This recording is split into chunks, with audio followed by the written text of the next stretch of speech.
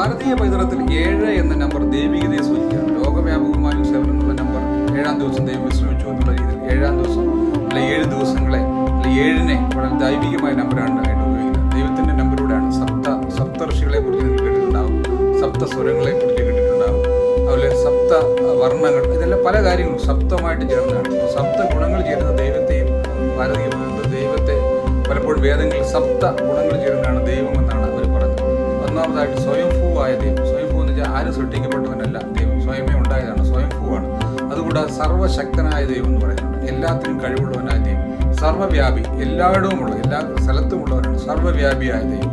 കൂടാതെ സർവ്വജ്ഞാനിയായ ദൈവം എന്ന് പറയാറുണ്ട്. എല്ലാ കാര്യങ്ങളെക്കുറിച്ച് അറിവുള്ളവനായ ദൈവം, അൽഫയും ഒമേഗയുമായ ദൈവം, ആദ്യവും അന്തവുമില്ലാത്തവൻ എന്ന് പറയാറുണ്ട്. അതായത് സ്ഥിരാംഗമായ സ്ഥിരമാനസനായ ദൈവം, പിന്നീട് സ്നേഹമായ ദൈവം, ഇങ്ങനെ സപ്തഗുണങ്ങളാലാണ് ദൈവത്തെ 7 എന്നറിയപ്പെടുന്നത്. 7 എന്നൊരു ദൈവികമായ സംഖ്യയാണ്.